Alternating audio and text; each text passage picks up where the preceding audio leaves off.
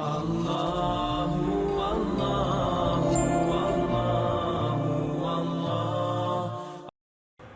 seorang anak muda di zaman tabi'in dulu. Anak muda ini terkenal dengan tampannya, postur tubuh yang kekar, ya, jalur nasabnya yang suci, kaya raya dan soleh.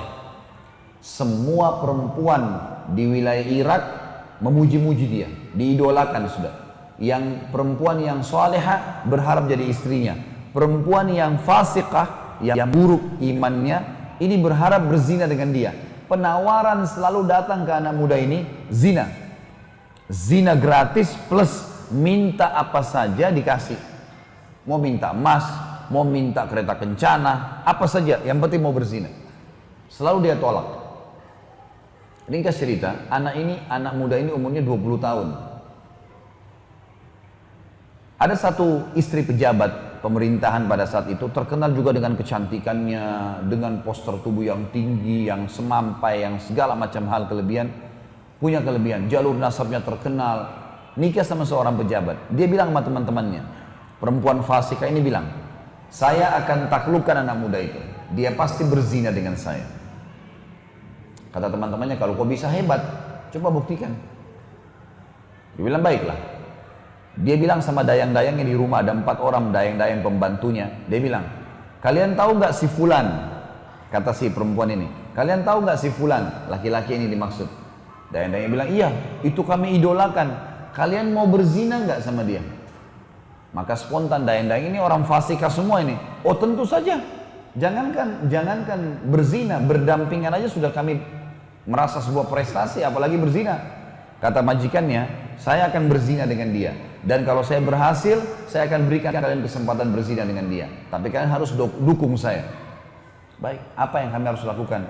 Kebetulan rumah anak muda ini, Bapak Ibu sekalian, rumahnya dia dengan masjid, ngelewatin rumahnya si perempuan ini. Jadi 5 waktu sholat kalau ke masjid pasti lewat rumahnya orang ini, rumah pejabat ini. Perempuan fasikah ini menunggu, dalam kisah yang dikatakan suaminya sampai safar, tugas negara. Dia tahu kapan safar suaminya, dan zaman dulu teman-teman orang kalau safar itu bisa sampai 3 bulan. Karena memang tidak ada transportasi kayak kita sekarang, nggak ada pesawat, orang naik kuda. Bisa hidup, bisa mati gitu. Safarlah si pejabat ini keluar Irak pada saat itu bertugas negara.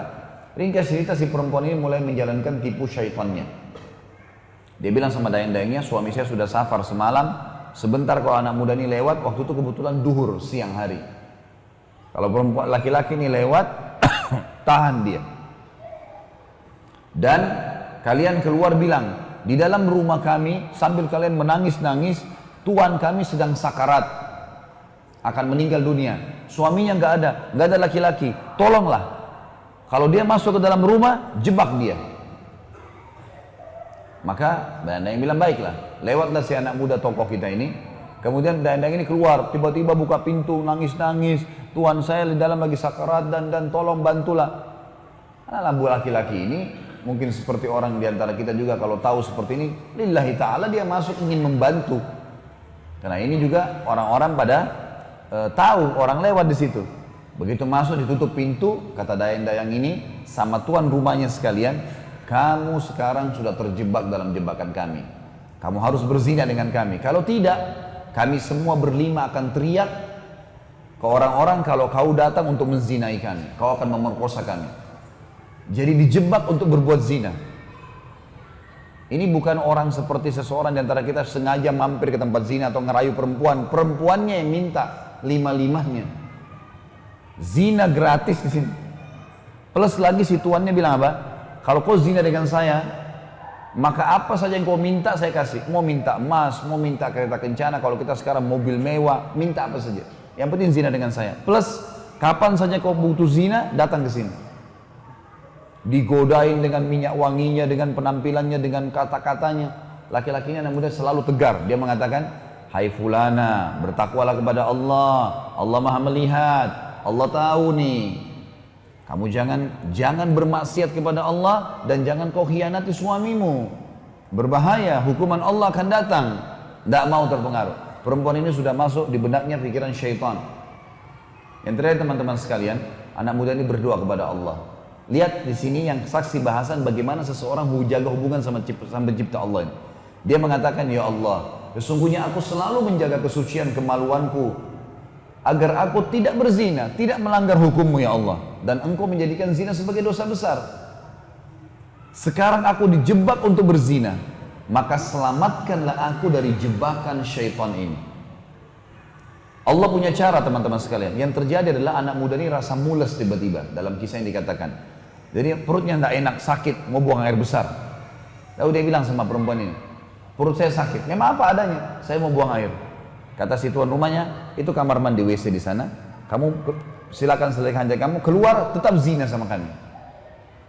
Anak muda ini masuk ke WC sambil berpikir, dia sambil buang air. Subhanallah, kisahnya begitu. Setelah buang air, muncul ide dia. Sebagai pertolongan dari Allah, dia ambil kotorannya. Anak muda ini bersih sekali, wangi, bersih, orangnya gagah. Tidak pernah begini, tapi tiba-tiba muncul idenya.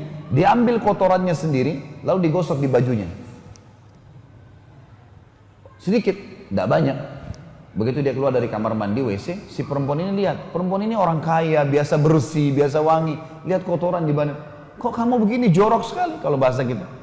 Dia bilang, saya begini sekarang. Inilah saya. Maka tuan rumahnya bilang sama dayang-dayangnya, keluarkan laki-laki ini dari rumah saya, karena saya tidak pernah temukan laki-laki sejorok dia. Nggak mungkin saya mau berzina sama orang begini. Maka laki-laki tersebut keluar teman-teman sekalian. Begitu depan pintu orang ini, sujud syukur kepada Allah karena tidak jadi berzina. Bayangkan bagaimana seseorang kalau tahu Tuhannya, bisa, kalau tadi Nabi SAW dalam kondisi sakit, musibah sedang datang, bisa sabar. Dan pada saat itu puncaknya Allah akan datangkan pertolongan. Orang anak muda ini diajak berzina gratis, bisa dapat dengan menikmati mereka, dapat lagi hadiah-hadiah, bisa dia tinggalkan karena tahu bagaimana menjalin hubungan dengan Sang Pencipta Allah.